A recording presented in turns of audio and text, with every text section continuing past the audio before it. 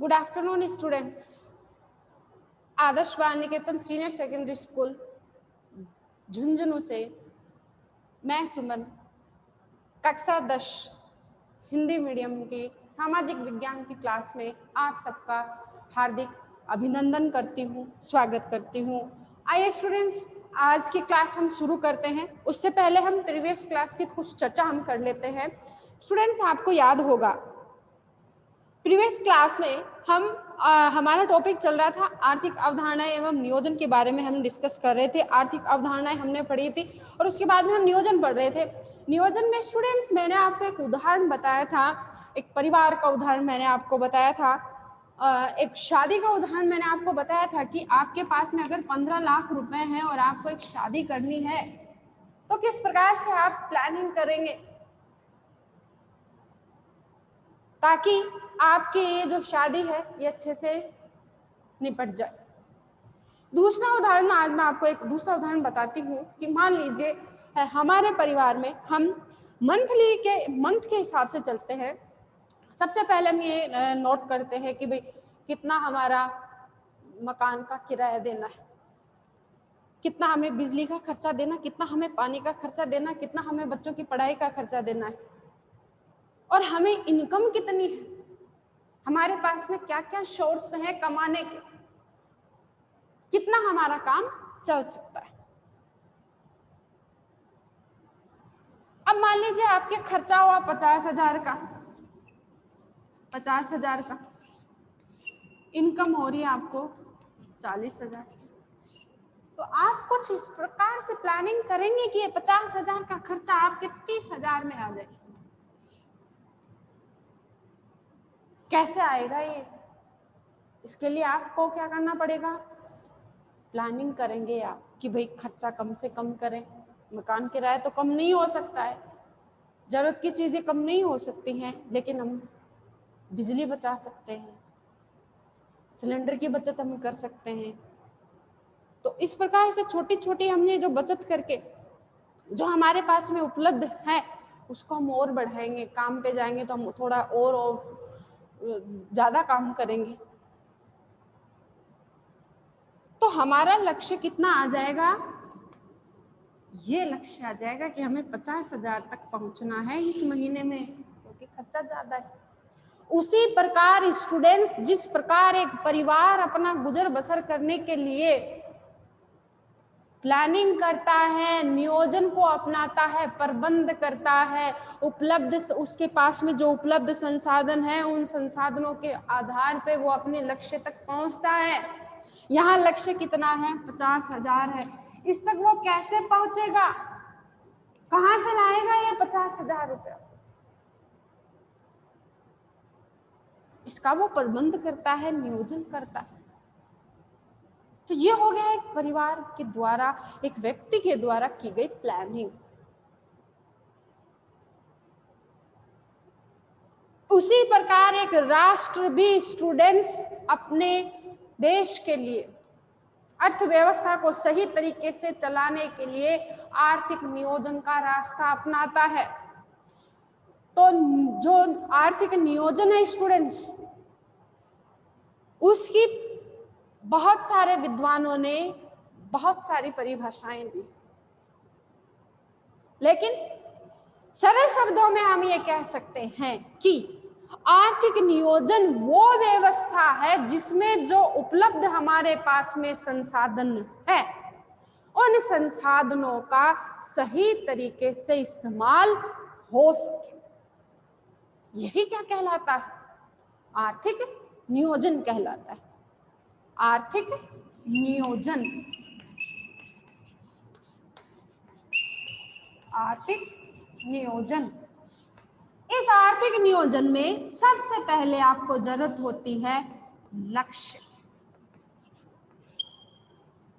लक्ष्य आपके पास में है, देन आपके पास में अनुमान। लक्ष्य यहाँ क्या था? 50,000 था। एक देश का लक्ष्य हो सकता है सबको रोजगार प्रदान करना या अर्थव्यवस्था को कुछ इस प्रकार से चलाना कि सबका कल्याण हो। कोई गरीब नहीं रहे भारत में, ये भी लक्ष्य हो सकता है। तो सबसे पहले आर्थिक नियोजन का क्या होना चाहिए, लक्ष्य होना बहुत जरूरी है। दूसरा, उस लक्ष्य को प्राप्त करने के लिए अनुमान लगाया जाता है, किससे, संसाधनों से। जो उपलब्ध संसाधन हमारे पास में है, उन संसाधनों से आर्थिक विकास किया जाता है, इस लक्ष्य तक पहुंचा जाता है। यही क्या कहलाता है, आर्थिक नियोजन कहलाता है। आर्थिक नियोजन का जो भारतीय अर्थव्यवस्था है, उसकी गति, उसकी दिशा और उसका प्रबंधन किसके द्वारा किया जाता है, आपको याद होगा, CSO के द्वारा, केंद्रीय प्राधिकरण के द्वारा किया जाता है। केंद्रीय प्राधिकरण संगठन के द्वारा किया जाता है, जिसकी शॉर्ट फॉर्म मैंने आपको बताई थी, CSO। CSO के द्वारा जो आर्थिक अर्थव्यवस्था है, उसकी गति, उसकी दिशा और उसका प्रबंधन, अर्थव्यवस्था का, लिख लीजिए आप, पूछा जाता है, शॉर्ट क्वेश्चन आता है आपके, कि भारत में अर्थव्यवस्था जो है, उसकी गति, उसका प्रबंधन, उसकी दिशा, ये कौन तय करता है, तो वो कौन है, CSO। अर्थव्यवस्था की गति, दिशा और उसका प्रबंधन किसके द्वारा किया जाता है, CSO के द्वारा।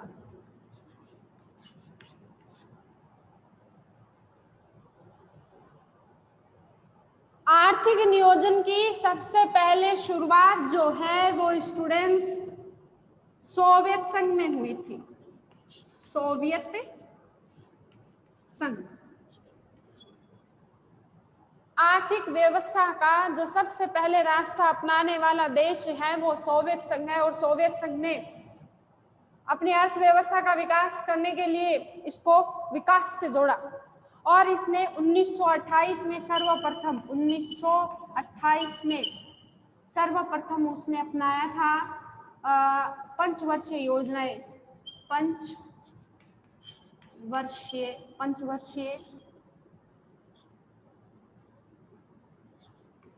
पंचवर्षीय योजना ये अपनाई।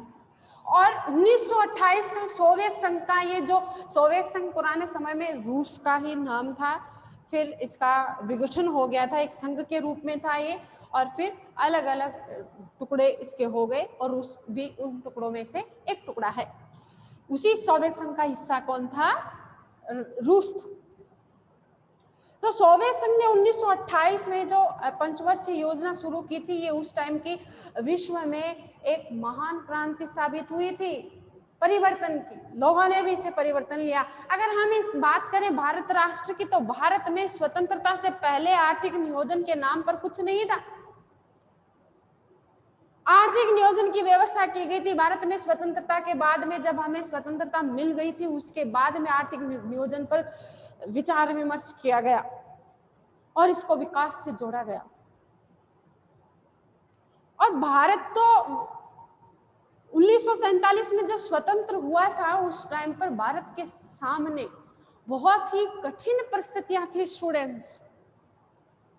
सबसे बड़ी समस्या थी भारत में गरीबी, क्योंकि भारत सोने की चिड़िया से कंगाल चिड़िया हो चुका था। उसका सारा पैसा, सारे हीरे मोती जवाहरात सारे कहां चले गए थे, इंग्लैंड चले गए थे। कुछ नहीं था भारत में गरीबी थी। और दूसरी समस्या थी, भारत छोटी छोटी रियासतों में बटा हुआ था। इन रियासतों को एक करना भारत के सामने दूसरी प्रमुख समस्या थी। तो आर्थिक नियोजन करना मस्ट था भारत के लिए, बहुत ही अति महत्वपूर्ण था। इसलिए भारत में आर्थिक नियोजन को अपनाया गया, ताकि अर्थव्यवस्था को गति मिल सके और भारत एक लोक कल्याणकारी देश बन सके, यहाँ लोगों के सामने किसी प्रकार की कोई समस्या नहीं हो। स्वतंत्रता के बाद भारत जो विश्व के आर्थिक नियोजन के जो राष्ट्र हैं, इन राष्ट्रों की सूची में शामिल हुआ था। स्वतंत्रता के बाद शामिल हुआ था। 1930 ईस्वी से 1940 ईस्वी के मध्य में भारत के विभिन्न विद्वानों ने नियोजन हेतु अनेक प्रस्ताव दिए तथा इनके द्वारा विकास का मार्ग अपनाने का समर्थन दिया गया। 1930 से 1940 के बीच भारत के जो अनेक विद्वान थे, इन विद्वानों ने आर्थिक नियोजन को किससे जोड़ा? विकास से, क्योंकि भारत को भी विकास ही तो करना था। वित्त आर्थिक नियोजन के इतिहास में प्रथम प्रयास 1934 ईस्वी में एस.एम. विश्वरमैया द्वारा किया गया। इन्होंने अपनी पुस्तक plan economy of India. Students, एक चीज यहाँ पे रह गई, आर्थिक नियोजन होता है वो एक परिवार के द्वारा हमने देखा था, एक फैमिली के द्वारा हमने देखा था कि किस प्रकार से एक परिवार को चलाने के लिए आर्थिक नियोजन किया जाता है। उसी प्रकार एक देश के लिए आर्थिक नियोजन है वो वित्त नियोजन भी हो सकता है और परिवार नियोजन,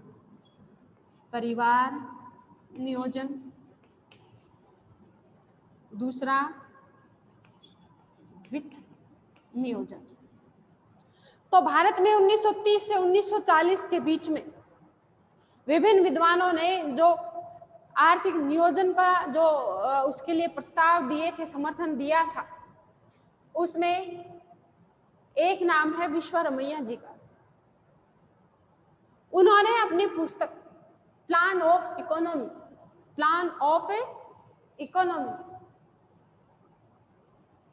इकोनॉमी ऑफ इंडिया,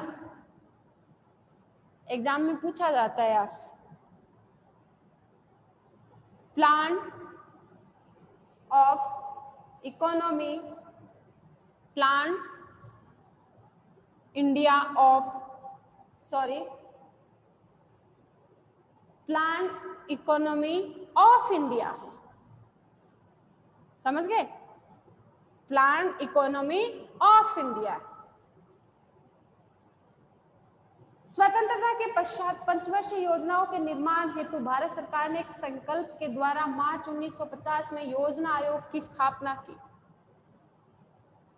स्वतंत्रता के बाद भारत भी निकल पड़ा अपने विकास की डगर पे और 1950 में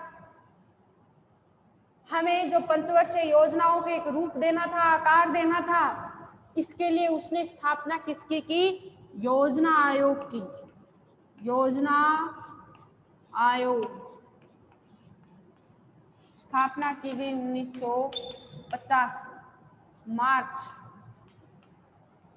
1950 में भारत में आर्थिक नियोजन की आखिरकार शुरुआत हो गई और पंचवर्षीय योजनाओं को चलाने के लिए योजना आयोग की स्थापना की गई थी। इसका मुख्य कार्य देश के संसाधनों का आकलन कर उन्हें बढ़ाना तथा संसाधनों को प्रभावी एवं संतुलित उपयोग के लिए योजनाएं बनाना था। इन पंचवर्षीय जो योजनाएं बनाई गई थी, योजना आयोग जिसके लिए बनाया गया था, इसका लक्ष्य क्या था?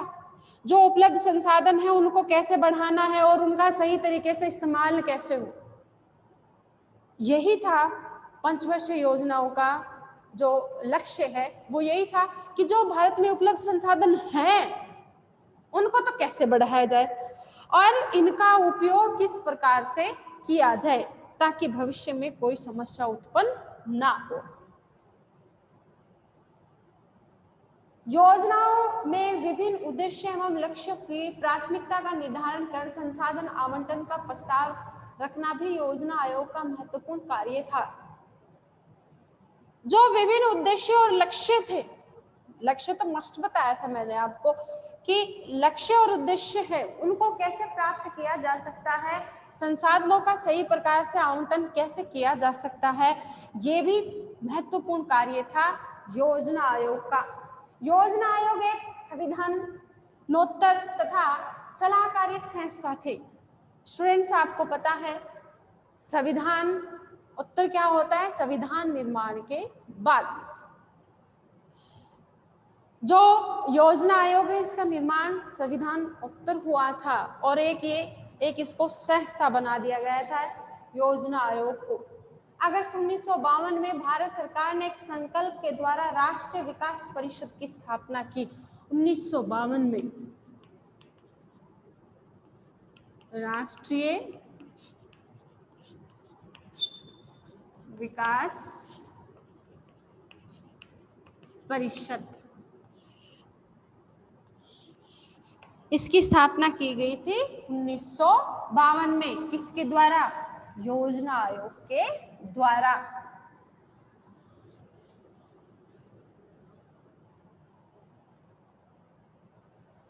इसकी स्थापना का प्रमुख उद्देश्य क्या था? भारत के राज्यों व केंद्र शासित प्रदेशों को योजना निर्माण एवं क्रियान्वयन में शामिल करना।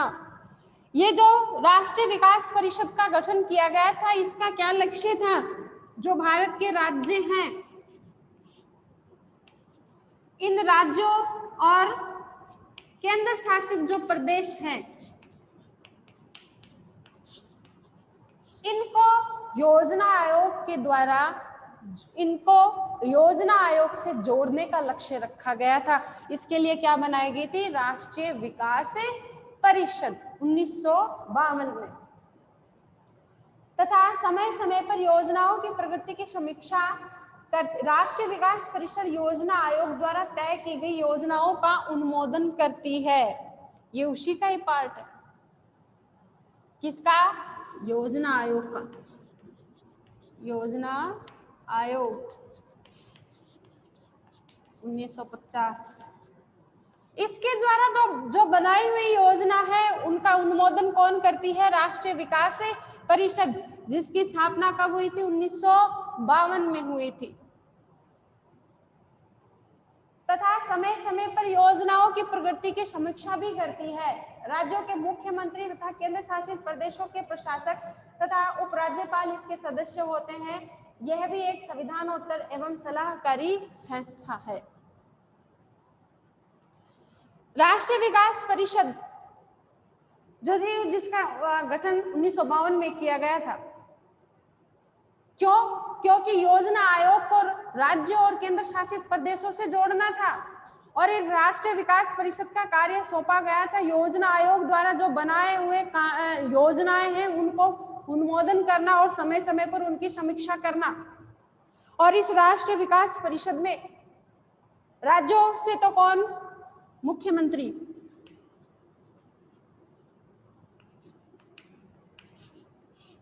और केंद्र शासित जो प्रदेश है, वहां के प्रशासक और उपराज्यपाल को इनका सदस्य बनाया गया, ताकि ये लोग योजना आयोग से जुड़ सके। और ये भी राष्ट्रीय विकास परिषद है, ये भी क्या है? एक संविधान निर्माण के बाद की एक संस्था है और एक सलाहकारी संस्था है। योजना आयोग राष्ट्रीय विकास परिषद के व्यापक मार्गदर्शन के अंतर्गत कार्य करता है। जो ये योजना आयोग है, इसका मार्गदर्शन कौन करता है? राष्ट्रीय विकास परिषद। राष्ट्रीय विकास परिषद। राष्ट्रीय विकास परिषद चूंकि ये राज्यों से और केंद्र शासित प्रदेशों से जुड़ी हुई है, मुख्यमंत्री, उपराज्यपाल और केंद्र शासित प्रदेशों के जो संचालक हैं, प्रशासक हैं, वो इसके सदस्य होते हैं। तो ये इनका मार्गदर्शन करते हैं योजना आयोग का। अब देखिए, हम पढ़ते हैं भारत में आर्थिक नियोजन के उद्देश्य। आर्थिक नियोजन का उद्देश्य सबसे पहले आप में से आप जानते ही होंगे, इतना सिंपल, इतना आपने पढ़ लिया। आर्थिक नियोजन के उद्देश्य क्या हो सकते हैं? पहला, आर्थिक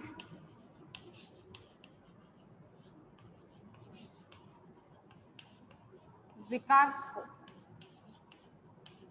प्राप्त करना। लक्ष्य है ना हमारा, क्या? विकास। तो इसको प्राप्त करने का उद्देश्य है।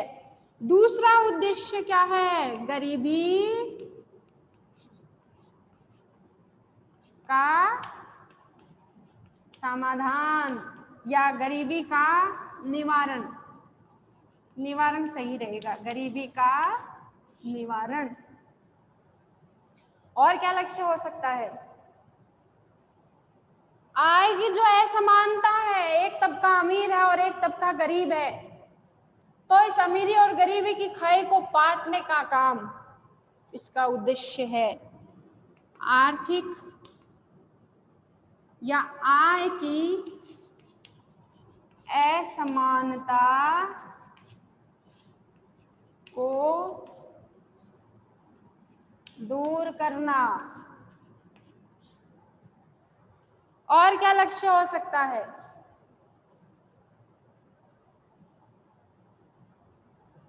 जो उपलब्ध संसाधन है उनका उपयोग इस प्रकार से हो और सभी लोगों को रोजगार मिल सके। सभी लोगों को क्या मिल सके? रोजगार मिल सके। उपलब्ध जो संसाधन है उनका विस्तार इस तरीके से हो कि लोगों को रोजगार का सर्जन हो सके, रोजगार का सर्जन। ये है आर्थिक विकास के आर्थिक नियोजन के उद्देश्य। आर्थिक नियोजन के उद्देश्य है ये आर्थिक विकास को प्राप्त करना, गरीबी का निवारण करना और आय की असमानता को कम करना और रोजगार का उपलब्ध जो संसाधन है हमारे पास में उनका विस्तार इस प्रकार से किया जाए कि नए रोजगारों का सर्जन हो सके। ये है आर्थिक नियोजन के उद्देश्य।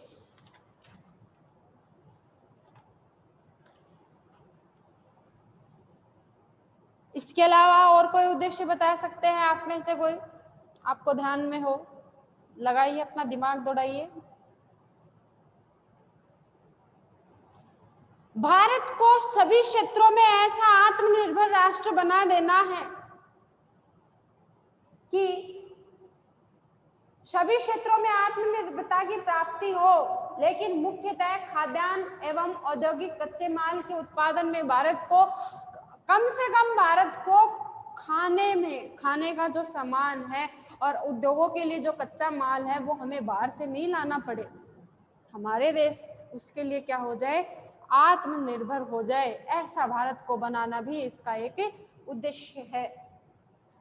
और क्या उद्देश्य हो सकता है? परंपरागत भारतीय अर्थव्यवस्था का आधुनिकीकरण करना। जो भारतीय अर्थव्यवस्था है, ये जो पुराने समय से व्यवस्था चली आ रही है, इसमें परिवर्तन करना और अर्थव्यवस्था को आधुनिक बनाना। समय के, क्योंकि समय परिवर्तनशील होता है, हर चीज है वो बदलती है, तो इस आर्थिक नियोजन को, इस आर्थिक व्यवस्था को भी बदलना इसका एक मुख्य उद्देश्य है। और क्या उद्देश्य हो सकता है?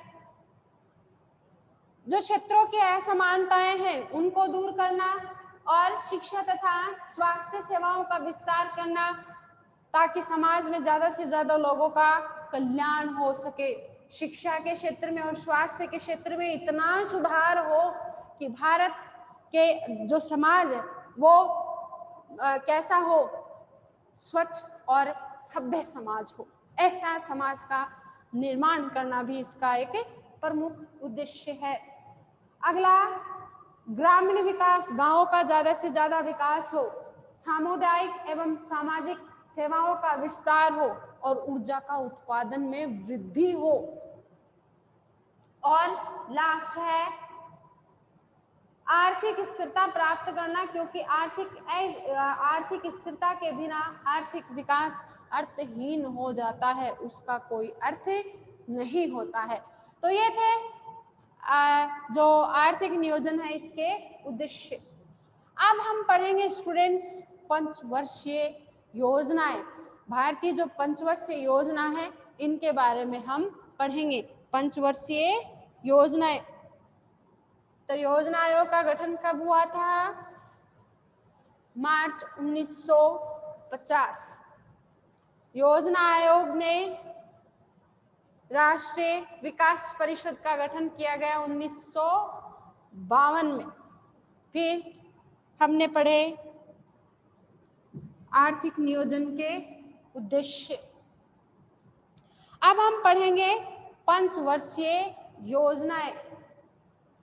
नियोजित आर्थिक विकास की रणनीति के अंतर्गत भारत में अब तक 12 पंचवर्षीय योजनाएं बनाई गई हैं।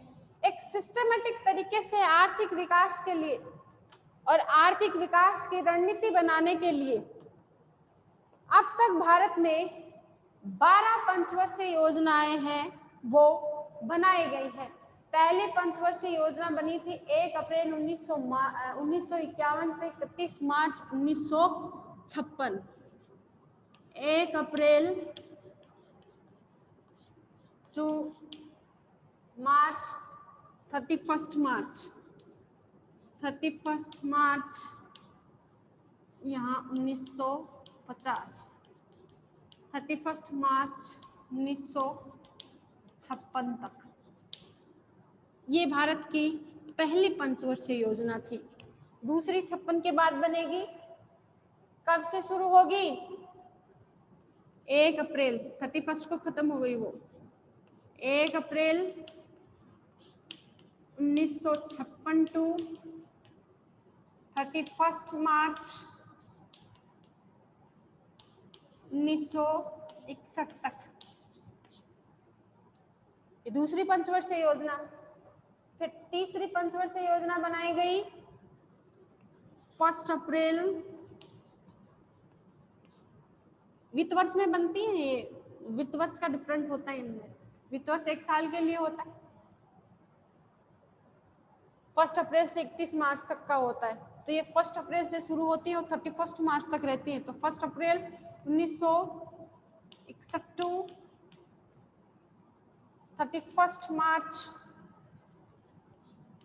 1966 तक। अगली 66 में शुरू होगी। चौथी देखिए,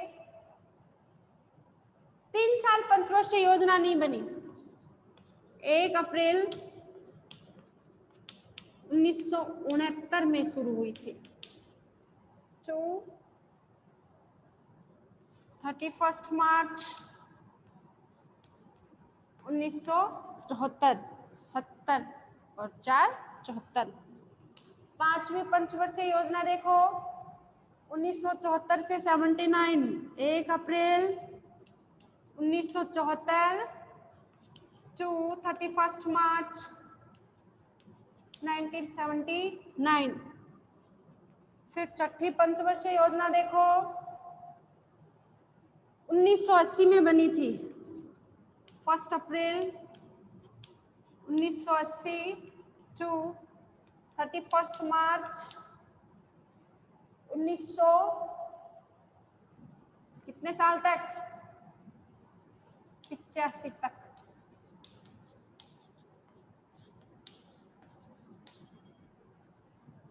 सातवीं पंचवर्षीय योजना देखो 85 से 90, 1 अप्रैल 1985 टू 1990 तक। फिर शुरू होगी 8वीं पंचवर्षीय योजना। 8वीं पंचवर्षीय योजना 1992 में चालू हुई थी, 1 अप्रैल 1992 टू 31 मार्च 1992 है तो कितना आ जाएगा? 97, 97। और इस प्रकार से 8वीं पंचवर्षीय योजनाएं बनाई गई। 9वीं पंचवर्षीय योजना 1997 से 2002 तक बनाई गई थी। फिर 2002 से 2007 तक 10वीं पंचवर्षीय योजना और 2007 से 2012 तक बनाई गई थी 11वीं पंचवर्षीय योजना और 2012 से 31 मार्च 2017 तक 12वीं पंचवर्षीय योजना बनाई गई थी, 31 मार्च 2012 तक। तो इस प्रकार से अब तक भारत में कितनी बनाई जा चुकी हैं? 12 पंचवर्षीय योजना। भारत पाकिस्तान युद्ध, लगातार सूखे, मूल्य वृद्धि तथा संसाधनों से क्षय होता है हानि से तीसरी योजना के पश्चात योजना बनाने की प्रक्रिया में आई बाधा के कारण 1966 से 1969 के बीच 3 वार्षिक योजनाएं बनाई गई। अभी 3 साल का डिफरेंट आया था ना यहाँ पे, 1966 के बाद में 69 में बनी थी। तो ये जो 3 साल का गैप है, ये 3 साल का गैप क्यों आया था? क्योंकि उस टाइम पर भारत और पाकिस्तान का युद्ध हुआ, सूखे की स्थिति थी और विभिन्न प्रकार की आर्थिक हानियों का सामना भारत कर रहा था। तो इसलिए भारत में 5 वर्ष के लिए योजना नहीं बनाकर वार्षिक योजनाएं यानी 1 वर्ष के लिए योजनाएं बनाई गई थी। 5 वर्ष की योजना होती है 5 साल के लिए। तो इस दरमियान क्या किया गया, वार्षिक योजनाओं का निर्माण किया गया था, वार्षिक योजनाओं का निर्माण किया गया था। इस अवधि को योजना अवकाश कहा जाता है। ये जो 3 साल का डिफरेंट है 1966 में और 1969 में, 3 साल का जो डिफरेंट है, इसको योजना अवकाश के नाम से जाना जाता है। किस नाम से? नोट कर लीजिए आप, योजना अवकाश। बीच में अवकाश हो गया ना, 3 साल के लिए योजना नहीं बनी थी।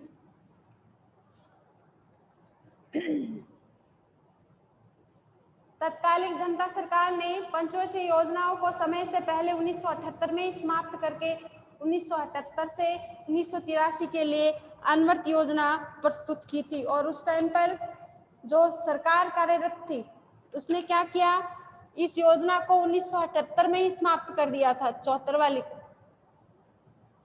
और इसके लिए भारत सरकार जो उस टाइम पर जनता सरकार थी, उस जनता सरकार ने 1978 में अनवरत योजना चलाई थी। 1978 में अनवरत योजना,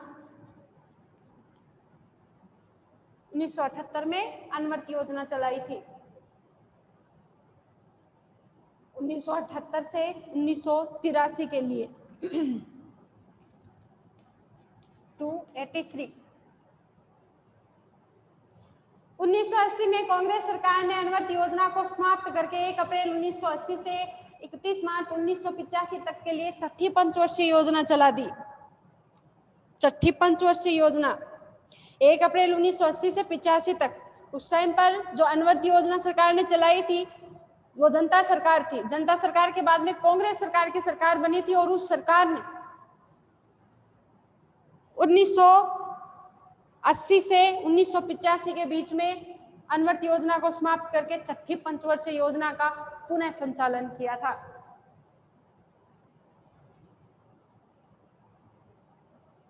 उन्नीस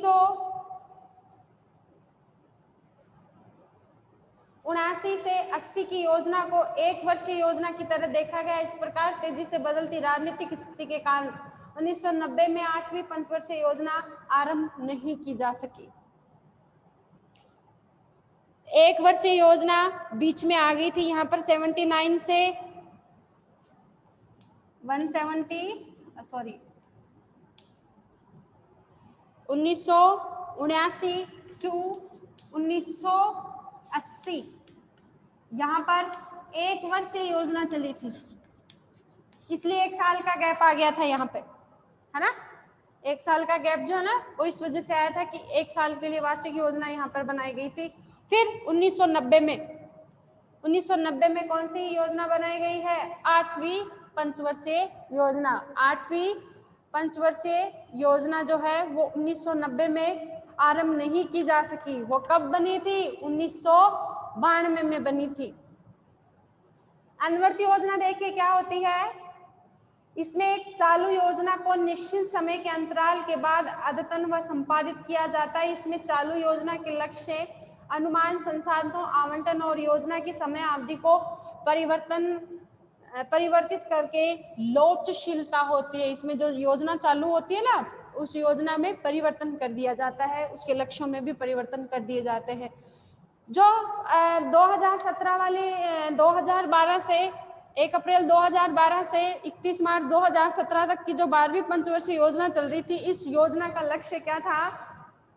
आर्थिक जो वृद्धि है, विकास है, वो तीव्र गति से हो और समावेशी सिद्धांत और धारणीय विकास का सिद्धांत इसमें अपनाया गया था 12वीं पंचवर्षीय योजना में। और विकास की दर रखी गई थी 8%। विकास की दर कितनी रखी गई थी? 8%। साथ ही गरीबी का निवारण, बेरोजगारी का निवारण, ये इसका प्रमुख लक्ष्य था।